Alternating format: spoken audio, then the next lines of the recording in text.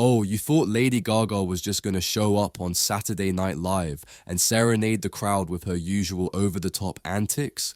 Think again. The pop superstar came for Meghan Markle, and she didn't hold back, giving the Duchess of Hypocrisy a brutal takedown that had the audience howling with laughter. The whole thing was a masterclass in sarcasm, wit, and, let's be honest, some much-needed truth bombs aimed squarely at Meghan and her endless parade of victimhood. Gaga stepped onto that stage with a sly smirk, ready to serve the drama we all know Meghan loves but can never seem to admit to. You know, I really admire people who fight for their independence, Gaga said with a twinkle in her eye. Like when they leave a place they claim is toxic only to spend the next 5 years complaining about it non-stop. The audience lost it. Who could possibly not catch that dig at Meghan and Harry's dramatic exit from the royal family, only to milk their toxic past for every Netflix deal and podcast episode they can squeeze out?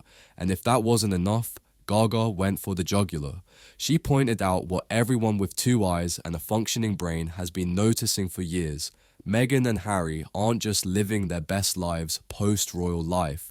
They're making bank off their supposed suffering. Some people work hard for their money, others just marry into royalty, cry on TV, and land a $100 million Netflix deal, Gaga quipped. Oh snap. We all know Harry and Meghan's brave exit wasn't just about escaping the media circus. They knew exactly how to cash in on their victim status. It's almost like they turned personal tragedy into an entire brand. How inspiring, right? Then, Gaga hit Meghan where it hurts. The glaring contradictions in her public persona. Meghan, the self-proclaimed privacy advocate who just can't seem to stop spilling her guts on every platform available.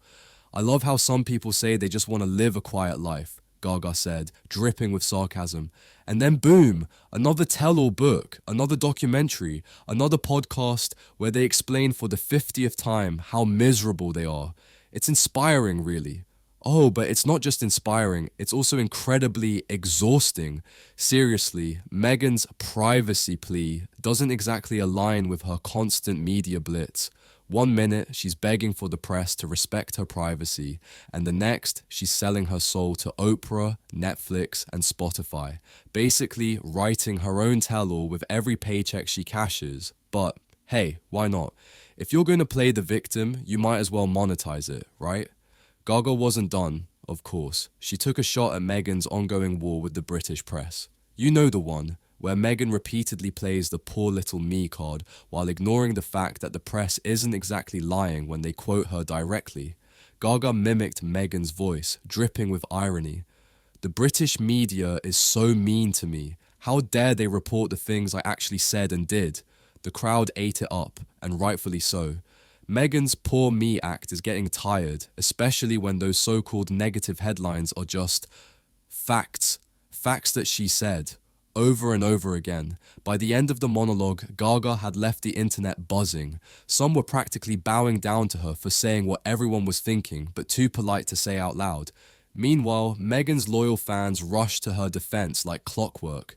But one thing was undeniable. Gaga had hit a nerve. Her monologue wasn't just a joke, it was a savage critique of a woman who's made a career out of playing the victim while simultaneously raking in millions off that very narrative. And now, Meghan Markle finds herself in yet another headline, but this time, it's not one she can spin into a sympathy story.